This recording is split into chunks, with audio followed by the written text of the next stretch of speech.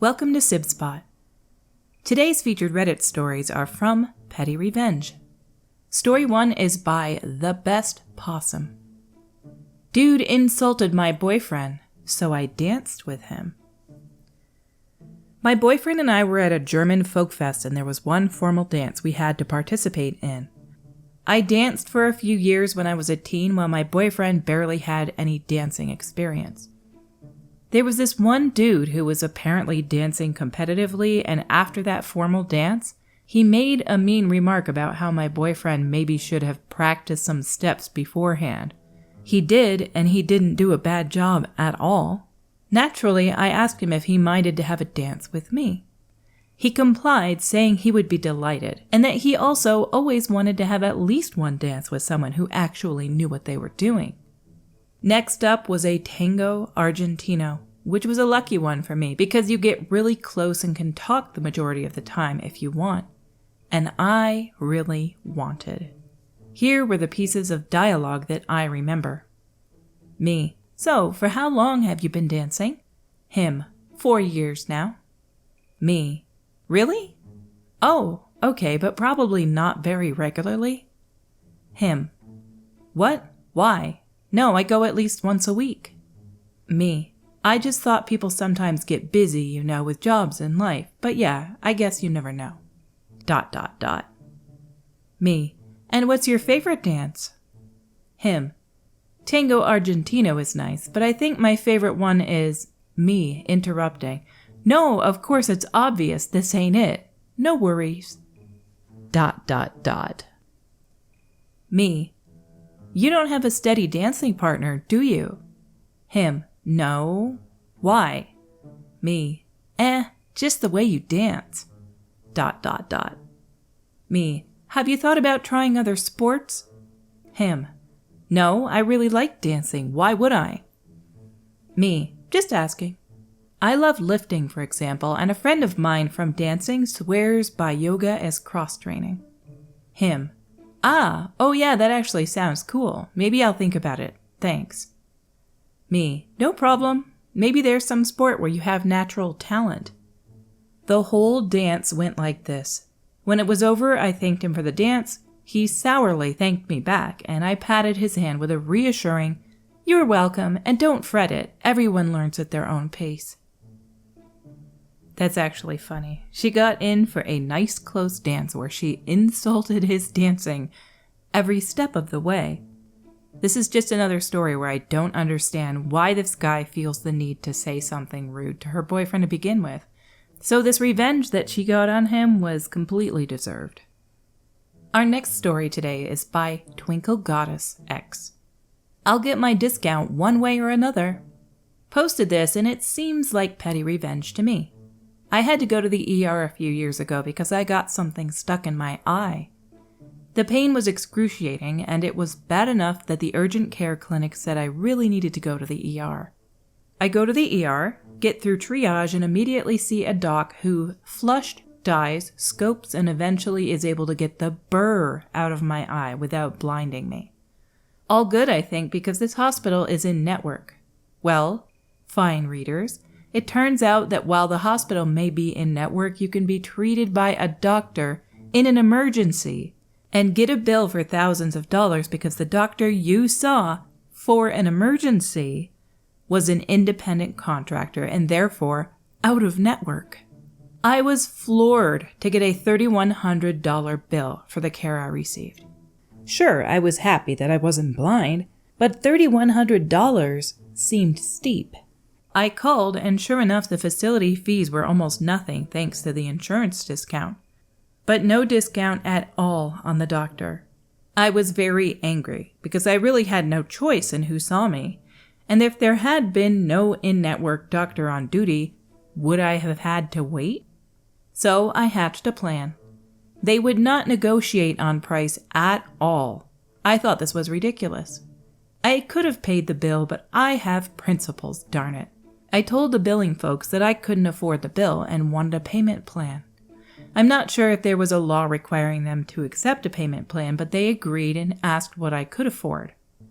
I told them $10 a month. Here's the thing about medical bills. They can't charge you interest on them. They also cannot report you to collections if you are paying. Finally, it has zero impact on your credit score if you take a payment plan, unless it goes to collections. So now, for a procedure I was billed $3,100 for a little more than 2 years ago, I've paid $260 on it. I have the $10 a month on autopay, and I've basically forgotten about it. They'll get their $3,100, but it'll be over almost 24 more years. And they will spend almost $150 in postage, mailing me a bill every month that immediately goes into the shredder to be recycled. You only get horror stories like this in the United States, where you just get saddled with this massive bill out of nowhere. You go someplace for an emergency, you find out the whole hospital is covered, but they have an independent contractor doctor and they don't tell you, hey, this guy is an independent contractor, you're going to have to pay him directly. It's going to cost you a lot of money. Healthcare in the US is literally a scam, and it really feels like every other developed country in the world sees it as a complete joke. Maybe someday the government will figure it out. Down in the comments were 2 people who had similar stories. First, by Candy Mom. I had a similar situation. I called my insurance and asked, if I'm having a heart attack in the ER, you want me to stop and ask if my doctor is in network before I let him treat me? They said yes. And underneath that, by Candy Mom again. This is strange. The first one was posted by somebody who's just Candy Mom and it's all one word, and the second one is Candy_Mom. It's gonna make you wonder, could this be one person who didn't catch that their name is pretty much the same? By Candy_Mom, just happened to my husband. We are in our 70s. At $20 a month on a $3,000 bill, they may never collect all their money. It just makes me wonder, it is so weird to have Candy Mom post something and then Candy_Mom immediately underneath, and they don't know each other. I don't know, that's just the part of me that thinks that a lot of these are not comments from real people. Regardless, though, healthcare in the US is a joke. Our next post is by The Hyena Galaxy 22. Teacher was acting like an idiot, so I decided to be petty. So for background, in year 10 in the UK, you begin taking your GSCE options and are given the option for double or triple science. In my school, everyone who takes triple has something called twilight period on Thursdays after school, meaning instead of an 8:30 to 3 day, it's an 8:30 to 4 school day. Painful, I know. For chemistry, I have this teacher, Mr. K, who is set on the rule that twilight ends when I say it ends.